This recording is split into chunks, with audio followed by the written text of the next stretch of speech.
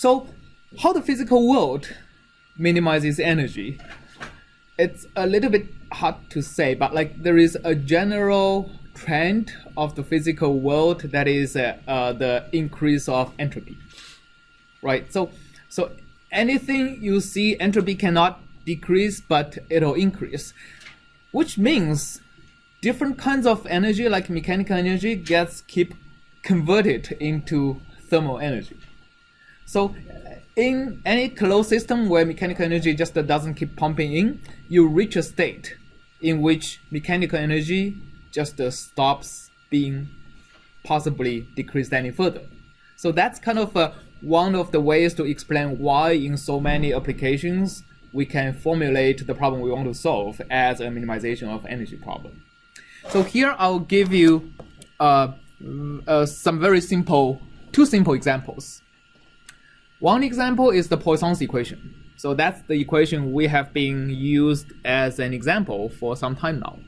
So the equation is a special case of the convection diffusion equation without a time term and without an advection term. So it's the second derivative of u plus a known function f equal to 0.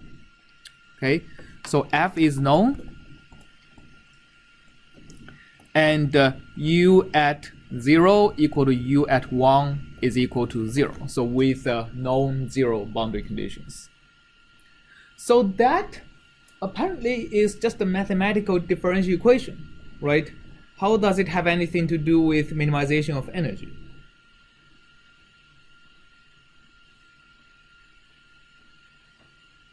Any ideas?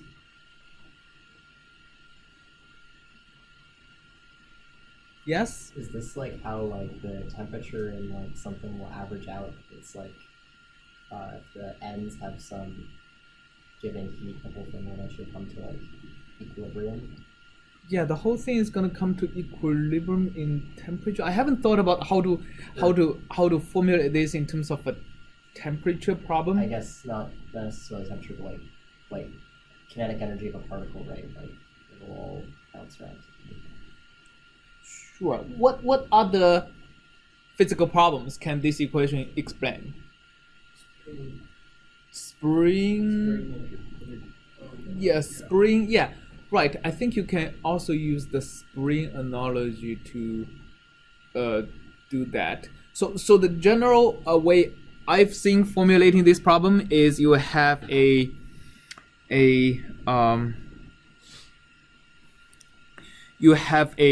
rope that is hanging in between two fixed points, and then you apply a distributed weight to this rope, and F as a function of x is the weight distribution. So as a result, the rope is going to deform like that, right? Okay, and the reason the shape of the rope is going to satisfy that equation is because the second order derivative of the function times the tension on the rope is equal to what? The force, right? It provides the amount of a weight it can carry by just curving this rope in a tension. So if it balances out this distributed weight F, this is an equilibrium state, right? And problems like this has a natural energy minimization in it. Why? That's because, well, let me explain in two ways. One physical way, one mathematical way. So the physical way is that what kind of energy is in the system? Or what kind of Potential energy. Potential energy, right? Potential energy. Tell me what the potential energy is. Spring energy in the rope as it deforms. Potential energy in the form of like gravitational potential from the z of the. Okay, so now you are separating potential energy into two, right? What are these two sources again? Spring energy in the rope from deformation. Right, elastic potential energy from the rope and gravitational energy, right? So let's say, let's gravitational potential energy. Let's write this down first. It's equal to what? mgh. Well, yeah. If it's a point mass, yes, but it is not here. Differential. Yes, you need to not differential, integral. You're right. Integral over the domain. So let's say the domain is x equal to 0, x equal to 1. Integration from 0 to 1 of what? The mass per unit length times g. It's h times what? hdmg. Yeah, the mass density times, so basically the weight density, which is F, right? F of x times what? G. F is already including G, right? Amount of U. weight. Times ux, times how much, right? So this is basically, let me see, this is u, this is x, right? Times ux, dx, right?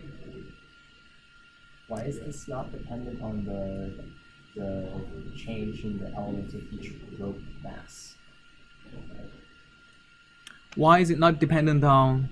Why are you integrating over dx with a function instead of over the? So does the f of x contain like a mass per unit length of the rope? right, it's the weight per mass times gravity per unit length. Oh, okay. All right. Right. So F in here is basically the weight density applied. Okay. So that's the gravitational potential energy written as an integral. All right. Okay. So I would imagine that the big difference between when you are a freshman and when you graduate is you can now starting to write things in a integral or differentiable way as opposed to thinking just in point masses.